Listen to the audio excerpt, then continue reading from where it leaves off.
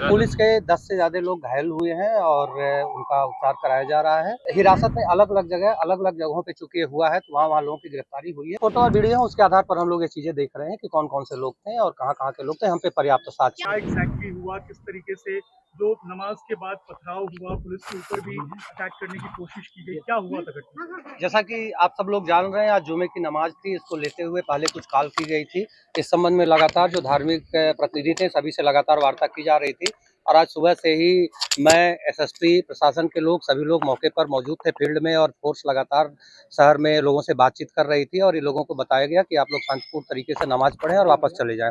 इसका परिणाम ये हुआ कि 90-95% लोगों ने शांतिपूर्ण तरीके से नमाज पढ़ी और वो लोग वापस चले गए।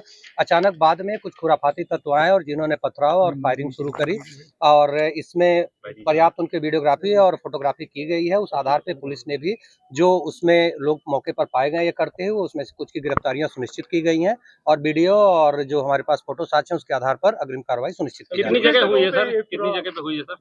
ये शहर में 3-4 जगहों पर हुई है, बाकी भी ऑफिसर्स अलग-अलग जगह लगे थे। अभी हम लोग मौके से ही आ रहे हैं और सबको हम लोग इकट्ठा कर रहे हैं, मीटिंग करने जा रहे हैं, उसमें सारी चीजें क्लियर करेंगे और उसके बाद हम लोग कितने लोग हिरासत में लिए गए सर? इसमें कितने? पुलिस के 10 से ज्यादा लोग घायल हुए हैं और उनका उपचार कराया जा रहा है और संबंधित डॉक्टर जो है उनसे हिरासत में कितने लोग लिए गए?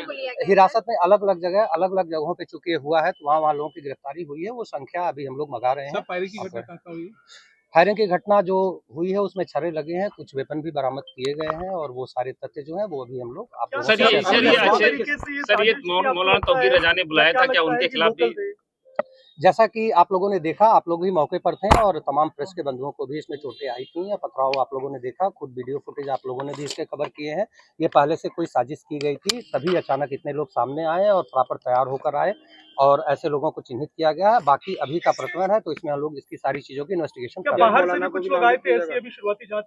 हाँ, अभी जो फोटो और वीडियो है उसके आधार पर हम लोग ये चीजें देख रहे हैं कि कौन कौन से लोग थे और कहाँ के लोग थे। हम पे पर्याप्त साक्ष्य है जी, निश्चित रूप से इसमें एफआईआर पंजीकृत होगी। जो भी विधिक धाराएं है उसमें एफआईआर पंजीकृत की जा रही है और जैसा आपने पूछा जो भी लोग थे इसके पीछे सभी को हम लोग सामने लाएंगे और जो भी जिम्मेदार हैं सबके खिलाफ इसमें कठोर कार्रवाई की जाएगी। तौकीर रजा ने बुलाया था, सब उनके कहने पे आए थे, क्या उनको भी नाम दर्ज किया जाएगा?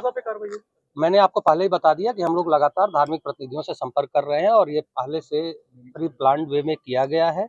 जो भी लोग इसके पीछे हैं, जिन्होंने भी कॉल की थी, किसी को भी बख्शा नहीं जाएगा। एक कंफ्यूजन भी चल रहा है सर, क्या इसकी परमिशन दी गई थी या फिर नहीं, किसी प्रकार की कोई परमिशन नहीं थी और सबको पहले बता दिया गया था कि यहाँ किसी प्रकार की कोई परमिशन नहीं है और ये मानते हुए 90-95% लोग ये बात को समझ भी गए थे और सब लोग नमाज पढ़ने के बाद अपने घर और अपने काम पर वापस लौट गए। बाद में कुछ प्लांट हुए खुराफाती तत्व हैं जिनके खिलाफ कार्रवाई की जा रही है। सर इसमें मुकदमे अलग-अलग जगह दर्ज किए जाएंगे क्योंकि कई जगह ये घटनाएं जी, निश्चित रूप से जहाँ ये घटनाएं हुई हैं और जिन जगहों पे चोटें आई हैं लोगों को, जहाँ विवाद हुआ है, हर जगह मुकदमे पंजीकृत किए जा रहे हैं। छर्रे लगे हैं, क्या पुलिसकर्मियों को लगे?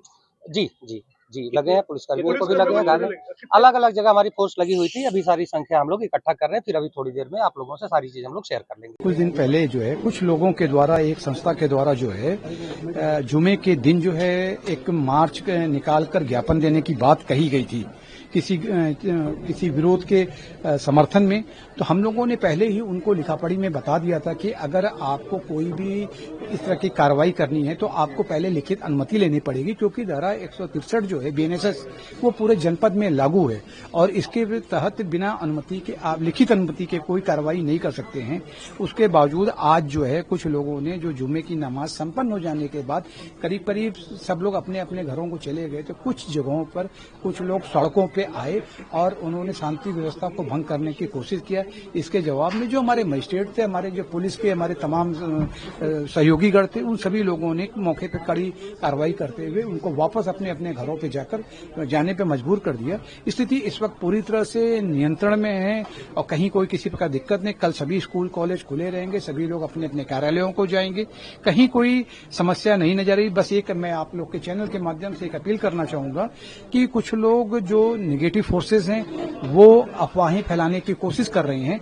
मेरा आपके चैनल के माध्यम से सभी जनसामान्य से अनुरोध रहेगा कि किसी भी अफवाहों पर न ध्यान दें और अगर आपको कोई ऐसी चीज नजर आती है या कोई ऐसी सूचना प्राप्त होती है तो आप निश्चित रूप से जो है हमारे या कप्तान साहब के जो मोबाइल नंबर या पर्सनल नंबर पे आप उसको फोन करके तहकीकात कर सकते हैं।